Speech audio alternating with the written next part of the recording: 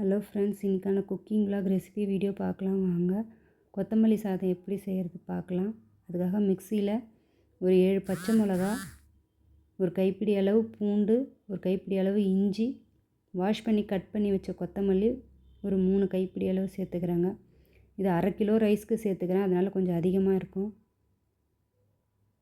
இது நல்லா மிக்சியில் அரைச்சின்னு வந்துடணுங்க. எண்ணெய் காஞ்சதுக்கப்புறமா கடுகு, சீரகம், 4 ஸ்பூன் அளவு கடலைப்பருப்பு, 2 ஸ்பூன் உளுத்தம்பருப்பு,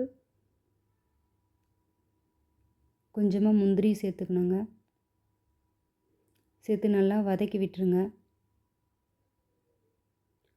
அது கோல்டன் ப்ரௌன் ஆன உடனே ஒரு கைப்பிடி அளவு கருவேப்பிலை, அரைச்சி வச்ச அந்த பேஸ்ட்டையும் சேர்த்துக்கணுங்க. சேர்த்து சிம்மில் வச்சு நல்லா வதக்கிக்கணுங்க. இது வதங்கின உடனே வறுத்த வேர்க்கடலையை லாஸ்ட்டாக சேர்த்துக்கிறேங்க. வறுத்துருக்கேன், அதனால் லாஸ்ட்டாக சேர்த்துக்கிறேங்க. அது கூட தேவையான அளவு உப்பு சேர்த்து வதக்கிடணுங்க. வதக்கிட்டு கடைசியாக இறக்கும் போது ஒரு லெமன் ஜூஸ் சேர்த்து இறக்கிடணுங்க. கொத்தமல்லி மிக்ஸ் ரெடிங்க. இன்றைக்கி ஒரு சிம்பிளான வளைகாப்பு ஆர்டருங்க. அதுக்காக 5 வெரைட்டி ரைஸ் பண்ணாங்க. புளி சாதம், தேங்காய் சாதம், லெமன் ரைஸ், கொத்தமல்லி சாதம், மாங்காய் சாதங்க. தேங்க்யூ ஃப்ரெண்ட்ஸ், தேங்க்யூ ஃபார் வாட்சிங்.